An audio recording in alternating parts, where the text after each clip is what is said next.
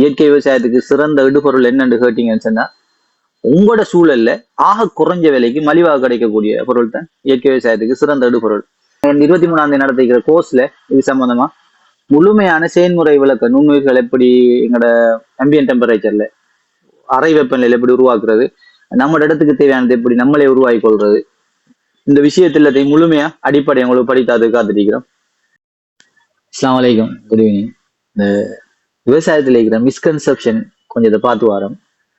அதுல முக்கியமான மிஸ்கன்செப்ஷன் ஒன்று தான் நாங்க என்னது எல்லாத்துக்குமே நாட்டு சர்க்கரைன்னு சொல்லி அந்த இந்திய சேனல்களை பார்த்து பார்த்து பார்த்து பழகிட்டோம். எங்களுக்கு உண்மையா நாட்டு சர்க்கரையை பத்தி என்ன தெரியாது. நாட்டு சர்க்கரை சரி அந்த விலை கூடின ஒரு சாமான். அதாவது நாட்டு சக்கரை ஒரு கிலோ வாங்குறதுக்கு 4000 ரூபா வேணும் உங்களுக்கு. சாதாரணமா பணம் கருப்பட்டியே 2500 ரூபா 3000 ரூபா போகுது.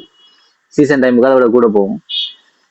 மற்றபடிக்கு மொலாசன் சொல்ற உண்மையான கரும்பு சாரெல்லாம் கடும் விலை. அது நினைக்கிற அளவுக்கு இல்லை. இப்போ நீங்க ஜூஸ் கடையில போயிட்டு கரும்பு கேட்டீங்கன்னா, கரும்பு ஜூஸ் கேட்டீங்கன்னா ஒரு 2 அடி 3 அடி கம்பு தான் உள்ள தள்ளி தராங்க. 130 ரூபா 140 ரூபா. ஆகவே இதை உருக்கி காய்ச்சி எடுக்கிற கருப்பட்டி சர்க்கரை எல்லாம் நீங்க நினைக்கிற விலையில நாங்க இந்திய சேனல்கள் தானே இதை கூடுதலை பார்த்திக்கிறோம். இதுக்கு நான் உங்களுக்கு ஆதாரம் காட்டுறேன். 3 கிலோ கரும்பெடுத்து 1 மணித்தியாலம் அடுப்புல வச்சு காய்ச்சி பிளெண்ட் பண்ணி எடுத்து அதுல சாறு எடுத்து காய்ச்சி இவ்வளவு தானே கருப்பட்டு சர்க்கரை வந்திக்குது. உண்மையா காய்ச்சின அப்படி சர்க்கரை வரும், நல்ல டேஸ்ட் இது. ஆனா இவ்வளவுதான் வந்திக்குது. எத்தனை கிராம்? ஒரு 50-60 கிராம் சர்க்கரை வந்திக்குது. இந்த நாட்டு சர்க்கரையை வச்சு மீன் அமிலமும் செஞ்சு பழக்கரைசல் செஞ்சு நுண்ணுயிர்களை பெருக்கிறதுக்கு இதை பாவிச்சு நீங்க எப்படி இயற்கை விவசாயம் செய்ய போறீங்க? இந்த வளமையாவே நம்ம நிறைய விஷயங்களை கஷ்டமாக்கினதால மக்கள் அதுக்கு பின்னால போகல. நாட்டு சர்க்கரை எல்லாம் தேவையில்ல இயற்கை விவசாயம் செய்யறதுக்கு. உங்களுக்கு தேவை சர்க்கரை, வெறும் சர்க்கரை. அதாவது 280 ரூபா 300 ரூபா கிலோக்கு விற்கிறாங்களே சர்க்கரை, அந்த சர்க்கரை இந்த தாராளமா போகுது. நான் இதை ஒரு என்னது ஹைப்போதீசிஸ் அப்படி வரும் வராதுன்னு பார்க்காம சொல்லல. நான் மீன் அமிலம் பாவிச்சுட்டு இருக்கிறோம். அந்த மீன் அமிலத்துக்கு அதே சர்க்கரை தான் யூஸ் பண்ணிக்கிறோம். இதுல எந்த பிரச்சனையும் இல்லை. அடுத்த யோசிச்சு பாருங்க, 4000 ரூபாய்க்கு நாட்டு சர்க்கரை வாங்கி ஒரு ஆள் மீன் அமிலம் செஞ்சு 900 ரூபாய் தருவாங்களா? 1500 ரூபாய்க்கு லீட்டர் தருவாங்களா? இல்ல. இந்திய சேனல்களை பார்த்து இந்த நிறைய நல்ல விஷயம், நானும் நிறைய விஷயங்களை படிப்பினதுல. ஆனா அங்குள்ள கிளைமேட்டுக்கும் அங்குள்ள அவைலபிலிட்டிக்கும், அதாவது இந்தியாவில நிறைய சாமான்கள் சரியான விலை குறையும். உதாரணமா டைகோடர்மா வர்டி, அடுத்தது வெர்டிசீனியம் லக்கானி, சில நுண்ணுயிர்களை தனித்தனி பேர் இருக்குது, ரைசோபியம், அடுத்தது பொட்டாஷ் பாக்டீரியா. இதெல்லாம் அங்க 150 ரூபா கிலோ கணக்குல பவுடராகவே எடுக்கலாம். சரியா? இலங்கையில இதெல்லாம் சாதாரண விஷயம் இல்லை. ஒரே ஒரு லெப் தண்ணி இலங்கையில டெவலப் பண்ணுது. எக்ஸஸ் ஆன ஈஸியான, அதாவது கொமர்ஷியல் ஃபார்மிங் செய்யக்கூடிய விஷயங்களுக்கு நிறைய ஈஸியான முறைகளை நாங்க என்ன செய்யறோம், கட்டுத்தாரோம். இது சம்பந்தமான புத்தகங்களுக்கு படிங்கன்னு சொல்றோம். அடுத்து அம்பியன் டெம்பரேச்சர்ன்றது சரியான முக்கியம். அதாவது இங்க இருக்கிற ஒரு நுண்ணுயிரை கொண்டு மாத்தளையில கண்டியில விவசாயம் செய்ய இயலாது.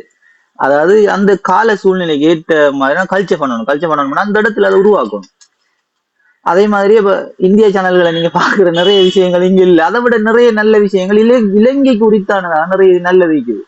உங்களுக்கு தெரிஞ்ச சிறுதானியங்கள் இலங்கைக்கு உரித்தான எத்தனையோ சாமை இருக்குது, திணை இருக்குது. இலங்கை சிறுதானியங்கள்ல என்னது மூல இடமே இலங்கை என்ற அளவுக்கு நம்மளோட நேட்டிவ் சீட்ஸ் நிறைய இருக்குது. எத்தனையோ நெல்லினம் நம்மகிட்ட இருக்குது, அரசர்கள் நெல்லினம் ஒவ்வொன்றுன்னு சொல்லி. ஆகவே இலங்கை ஒரு ரிச் இன் அக்ரிகல்ச்சர் ஹிஸ்டரி. எங்களோட வரலாறு மிகவும் பாரம்பரியம் ரிச்சானது. அதாவது என்ன சொல்ற, எங்களோட பாரம்பரியம் மிகவும் ரிசோர்ஸ்ஃபுல்லானது. தமிழ் தெரியாது பிரச்சனை. அவ ரிசோர்ஸ்ஃபுல்லானது. அவ இந்த இடத்துல நாங்க என்ன செய்யறதில்ல, யாருகிட்டையுமே இந்த நாலேஜையோ இந்த விஷயங்களையோ கடன் வாங்கறதில்ல. எங்களோட வரலாறு புத்தகங்கள்ல எங்களோட சூழல்ல நாங்க நிமிர்ந்து பார்த்தோம்டா நிறைய நல்ல விஷயங்கள் தேடி எடுக்கிறதுக்கு இருக்குது.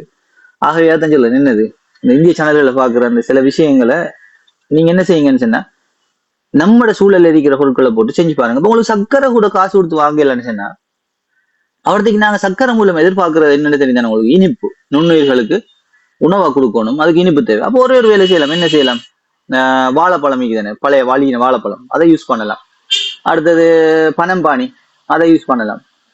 இனிப்பு அரிக்கிறத வேணாலும் நீங்க என்ன செய்யலாம், இந்த இடத்துல யூஸ் பண்ணலாம். கொஞ்சம் குவான்டிட்டி கூட போட வேண்டி வரும். ஆகவே விவசாயத்துல இந்த நாட்டு சர்க்கரை இந்த கஷ்டமாக்குற விஷயத்த நிப்பாட்டுங்க முதல்ல. சரி, அந்த கஷ்டமாக்க வேணாம்.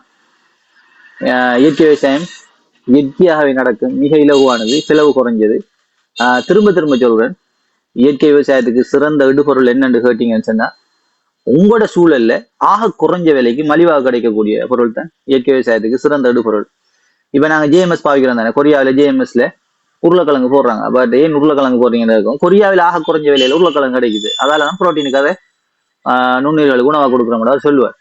ஆகவே எது எங்களுக்கு குறைஞ்ச விலையில கிடைக்குதோ, எது அந்த தேவையை பூர்த்தி செய்தோ, அதான் இயற்கை விவசாயத்துல சிறந்த இடுபொருள்.